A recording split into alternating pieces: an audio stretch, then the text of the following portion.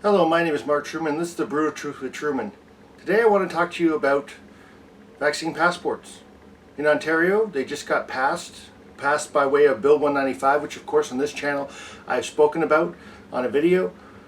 Mr. Ford has decided that after 3 weeks, of course, saying he wouldn't do it, of course we can't trust him, like I've said before, he went ahead and basically enacted it. So when it comes to September 22nd, 2021, now let me just give you a couple examples here of why this is not a good thing.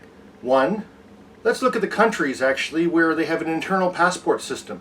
They have an internal passport system in Russia, North Korea, and China, just to name a few.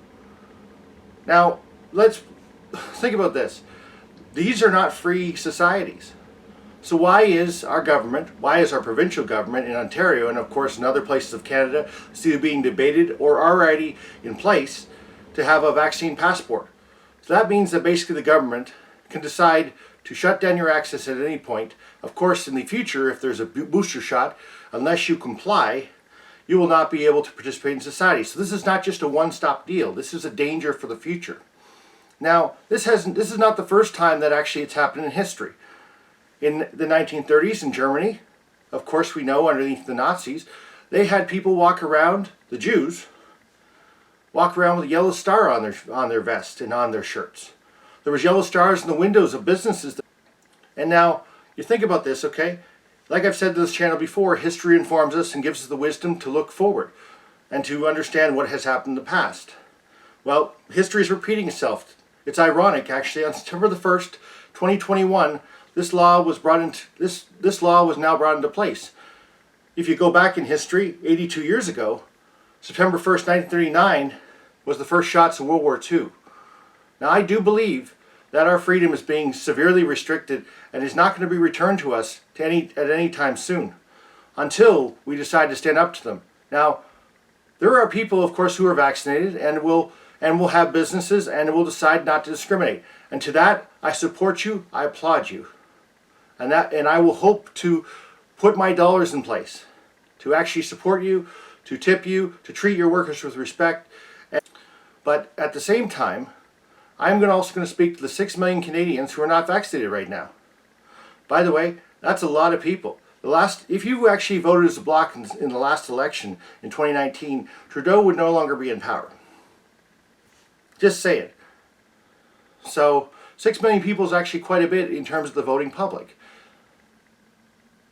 So let's think about this, okay? We have oppressive nations who have internal passport policies. We have the history of Nazi Germany putting yellow stars. Yes, the yellow stars, this is the yellow star of the 21st century. This is the yellow star that is going to be worn across the people who cannot access theaters, cannot access restaurants, cannot access coffee shops. By the way, if you ask anybody, I spend a whole pile of money at coffee shops. And also to businesses who are thinking or deciding whether they're going to comply with this or discriminate or not discriminate, I'm going to also give you a bit of logic here. The people who have kept you in business for the past year and a half are not people who actually were fearful, shaking at home and cooking their own meals. They were the people like myself who went out, bought takeout, said support small business.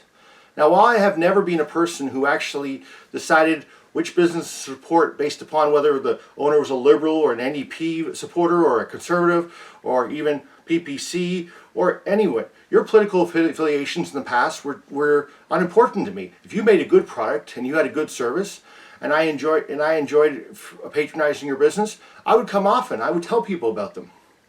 But I am going to say this.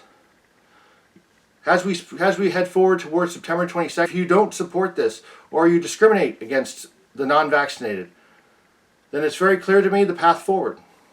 The brutal truth is, I will not be darkening your door. I will not be coming to your business, and I will not be giving you word of mouth. That time has ended. It is a matter of survival.